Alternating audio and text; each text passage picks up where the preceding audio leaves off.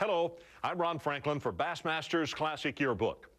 In 1996, Davey Height was actually being congratulated backstage on his first Classic victory. But when he finally weighed his fish, he came up 1 pound short. 3 years later, when the Classic headed to the Louisiana Delta, Height made sure there would be no false congratulations.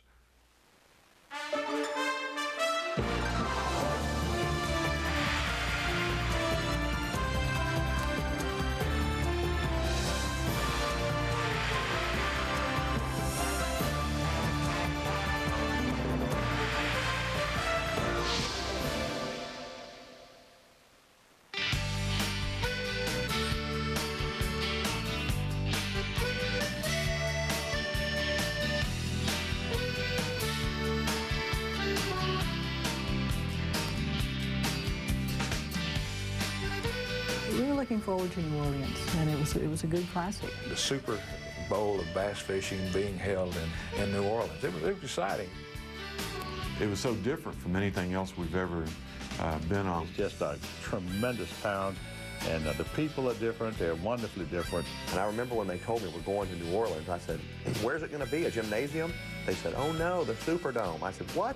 The Superdome gave it a little extra electricity, a little extra zip and pizzazz. It's hard to beat Greensboro, Richmond, and Birmingham, but it was still a colossal scene and a great turnout, I might add. It was a pretty pumped up crowd, and we had a lot of people there. Huge crowd, especially the last day, you know, upwards of 30-some-odd thousand people.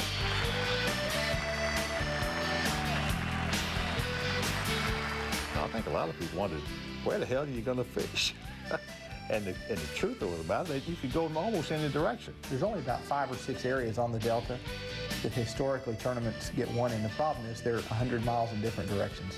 There's one area called Delacroix, and it could be won in Delacroix, but it was such a long run, 2.5 to 2 3/4 hour run each way.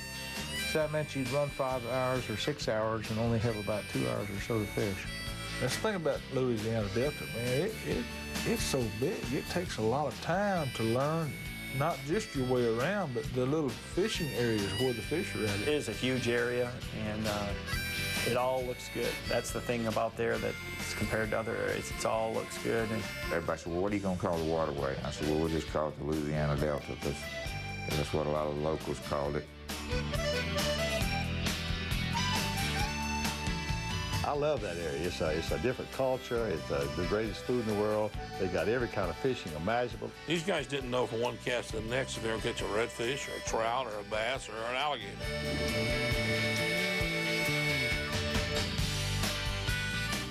The first spot I pulled up to pre-fish, I bent down to put the trolling motor in the water, and staring me right in the face was an alligator. Those gators, they'll hide in that grass, and they'll follow and chase after your baits. They really will. Lots of gators, a lot of sun. The heat in New Orleans in the summer is like no place else. The air temperature was like 108 or 109. That particular Classic at the Delta was probably the hottest I've ever been in all my years of bass fishing. I have never experienced heat like that. I felt like crawling underneath the console to get some shade. It was like being put in a sandwich bag and microwaved. I mean, it was bad. That's just a brutal environment to try to compete in. It's one of those things that, you know, you're out there and you're focused on your fishing and you're trying to, you know, think and adapt at the time. And it's real easy to not remember to drink some water or to put your sunscreen on and stuff like that. And you could get real dehydrated. Matter of fact, Davey did on the last day. He was so focused. One of my biggest mistakes of that week was to not really at least take enough time to drink water. I noticed that he really wasn't drinking any water, and I kept telling him to, but he just would not stop and take the time. These anglers don't do that. You've got to not let it affect you mentally, because you can't be thinking about how hot you are or how much you're sweating or how miserable it is, the high humidity and all those things. You've really got to focus on the fishing. It was the hottest water temperatures for surface temp that we had. I know Davey Height caught most of his fish in water temperature, surface temp of 97 degrees. And it's hard to believe that a bass or any other thing can survive in that water temperature, but They did, and they're thriving there. Most places you go in the month of August, when it's dead slick and calm and 110 degrees, the fishing's lousy. And yet the fishing was great in this tournament. Boy, they caught some fish. That whole thing was exciting because the numbers of big fish that were weighed in.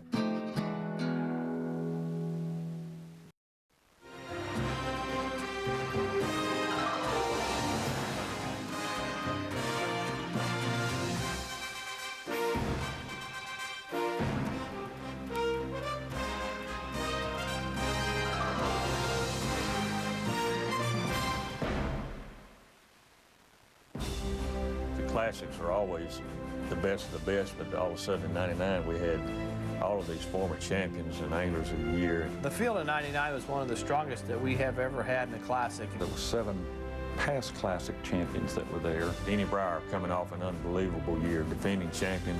Larry Nixon, former classic champion, 3 or 4 times angler of the year. Davey Height had won an angler of the year title before. That was the original concept in the Bassmaster Classic, that it's the best of the best. Some years, a classic field is like that. It's just the way the tournaments play out.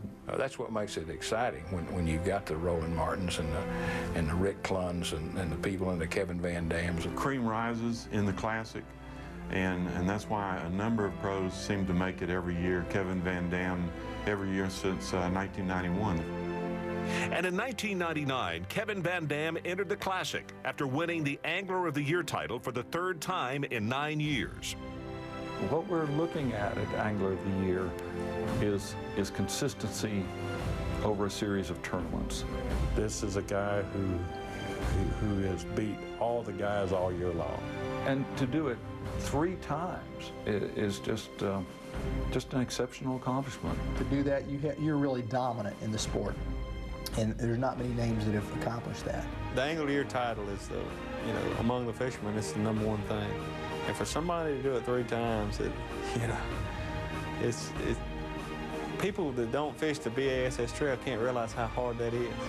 Kevin Van Dam, he had never been out of the money in any of the tournaments that he fished since going pro.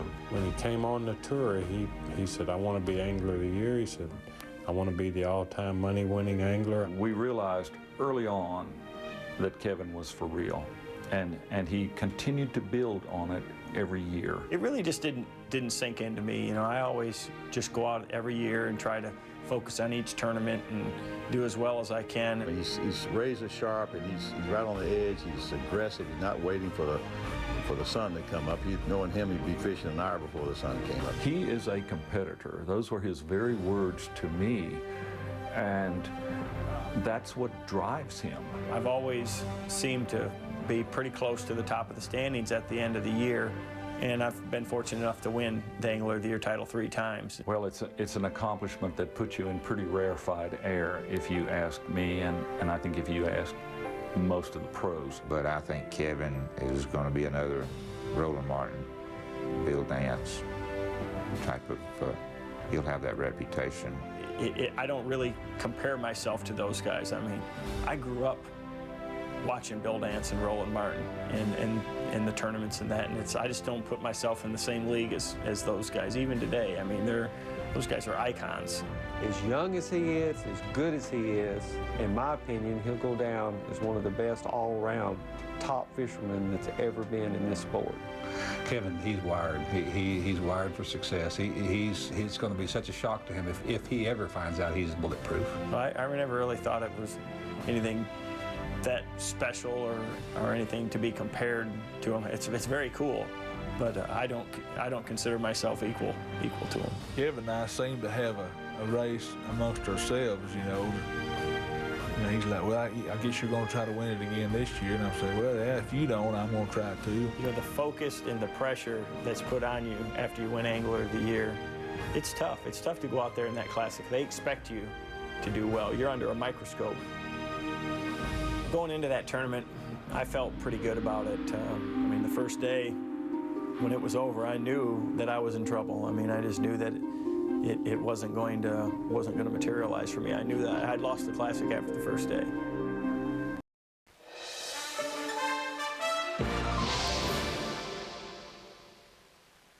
year before I made it to the Classic in '99, when it was in Greensboro, and '98 was the first Classic I attended. We went to the Classic in Greensboro, and I was signed up to fish the Invitationals, and I knew that already. And Chris had already won the Federation thing. And it's kind of funny because we were sitting in the stands and Dustin's mom was there and she made the comment, it'd be kind of neat if both y'all were here next year, and it turned out to be that way. Growing up in North Carolina, Chris Elliott and Dustin Wilkes had dreams of fishing in the Bassmasters Classic. And in 1999, both their dreams came true. Chris Elliott and I, who we grew up fishing together, we met in high school. We actually met in 9th grade, I think it was. I knew of him, and I think he knew of me. They shared this passion for fishing, and they realized that. And Chris and Dustin spent a lot of time before and after school eventually, going to local ponds. We started fishing the pond that was in my backyard after school. It turned into we'd start fishing before school at the pond across from the high school. And then we'd go at lunch, and we kind of fed off each other's obsession for fishing. And we were both in the same bass club. I think he joined midway through the season. They both fished a local club. In fact, I think Dustin got Chris involved in the club that he was in locally on the federation level. I won the bass club. I won the state championship. And I finished 12th, the last man in. He squeaked in the bass club, barely qualified for the state, and then he slipped into the 12th spot to go on to the next tournament. And then it was off to Palatka, Florida for the Southern Divisional Championship. And you had to win your state. We went down to St. John's River for the tournament to qualify for the National Federation Championship.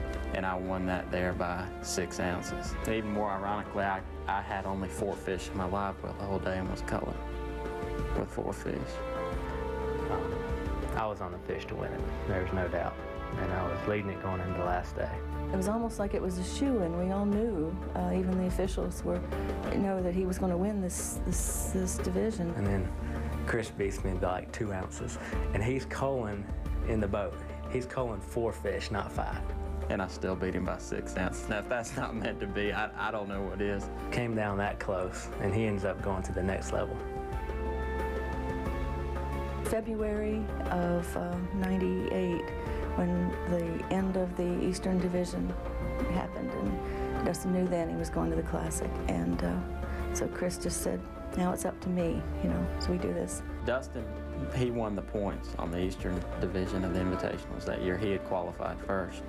And I remember I called him from the cell phone. I was the last to weigh in at the Wrangler National Championship on the Red River. And we were waiting by the phone to hear what was going on. And for him to call and say, I think I did it. It was really neat. And I told him I think I had it won. I said, they're holding me out till. I said, I don't want to, keep my fingers crossed here, but I think I got it. And they did. And then we both ended up making it. It was crazy.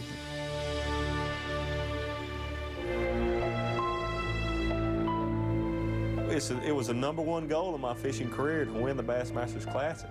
And then when I finished second in it, it magnified. You don't know what to expect, except I knew I had a good chance of winning. I had a nice string of fish, and I knew Davey Height had a good string. So, we were one of the 2 of the last ones to weigh in. It made it really tough because I was the last competitor to weigh in, and normally that's the person that wins. I had 20,000 people on their toes thinking I was going to win, and I fell a pound short. He's got to have 11 pounds and 13 ounces. I don't think he can make it, but let's try it. Be awful close. 10 pounds and 12 ounces. George Cochran is our winner. Winner of the 1996 Bassmasters Classic, George Cochran. But he was very disappointed when I won my second Classic and beat him out of winning his first Classic. We had people, insiders, tell us that Davey was going to win. So we thought somebody that had been in the boat line had talked to people that were looking at the fish. And George Cochran won, and all the attention went from on me to on him just that fast. And we shook hands, and I told him, I said, David, don't worry, you'll win one. He said, sorry, but that's the way it goes. But he said, you'll win one, and it won't be very long.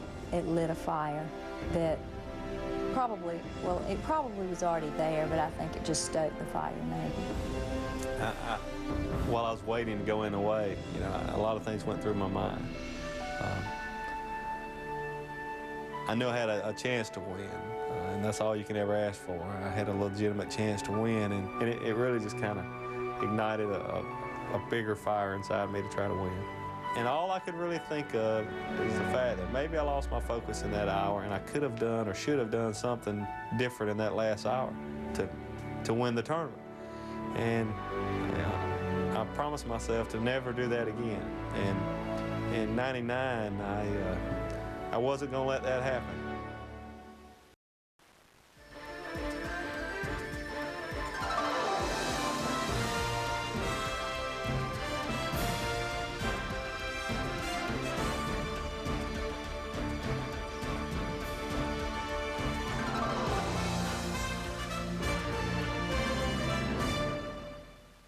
The number one thing I want to find when I go pre-fish a body of water is a good area that's got good quality fish in it, and I found that in my pre-practice. And that was the first classic.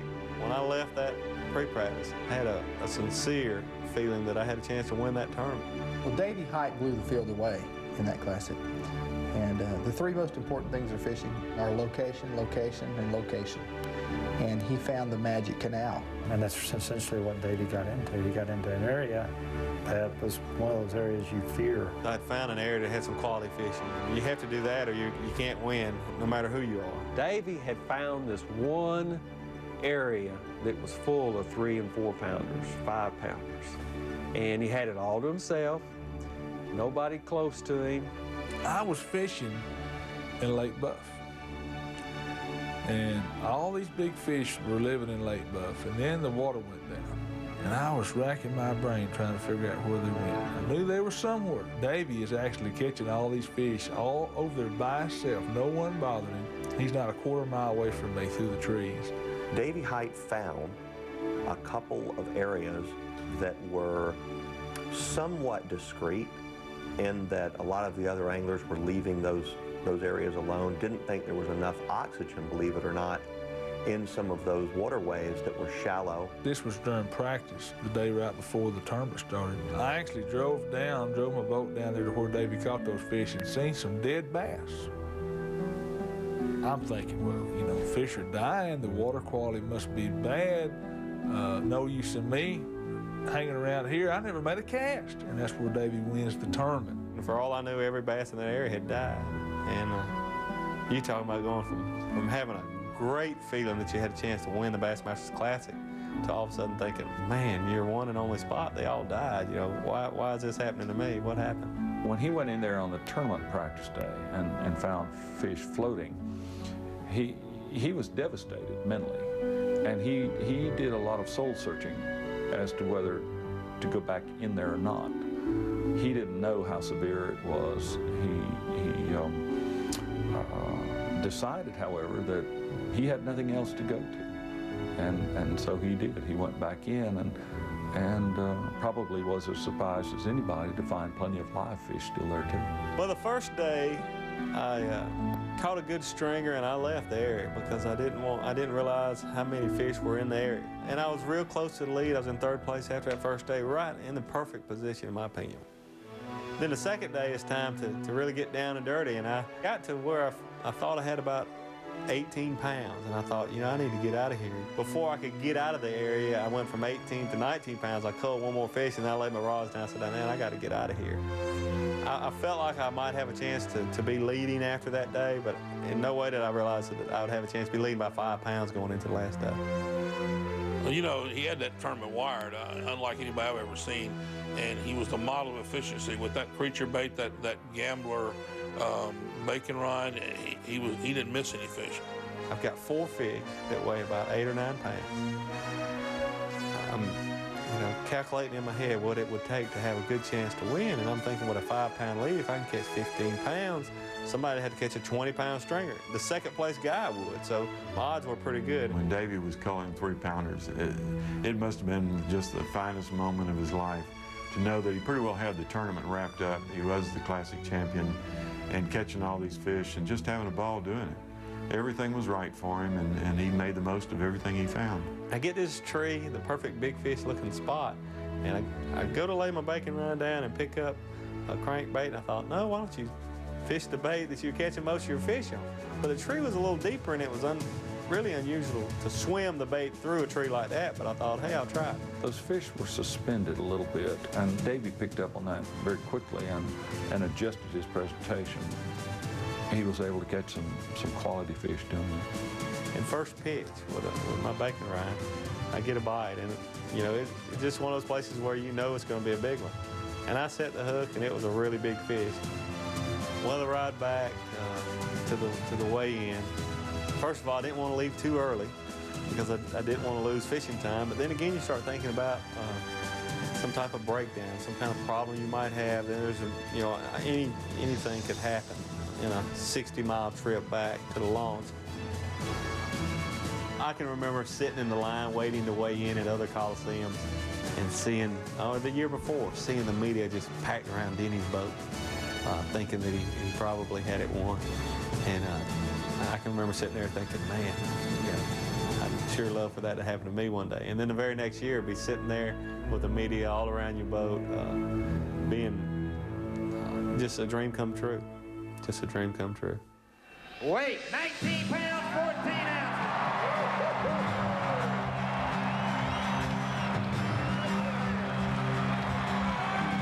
Davy Height.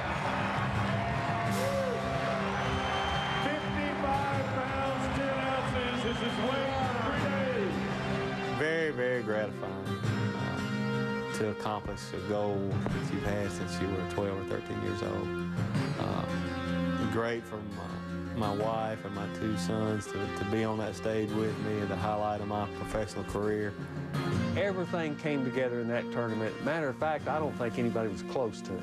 55 pounds, that's tremendous. It's unbelievable. I mean, and you think about it, how you've seen it, you see Davy up there and think, man, this place must be full of fish, they're biting good. No, it really wasn't. It was bad, tough, man, and he stomped us. He hurt our feelings bad, and it was kind of mind-boggling to me to see how high his weight went, but I told a lot of people at the expo that after Davy won it, I said, if you don't believe these guys are really great fishermen, and you don't think they're as good as you perceive them, come fish against them. They'll prove to you they're good. And to be able to maintain a 5-pound average in the Classic, that's a stud-like performance when the pressure's on the most.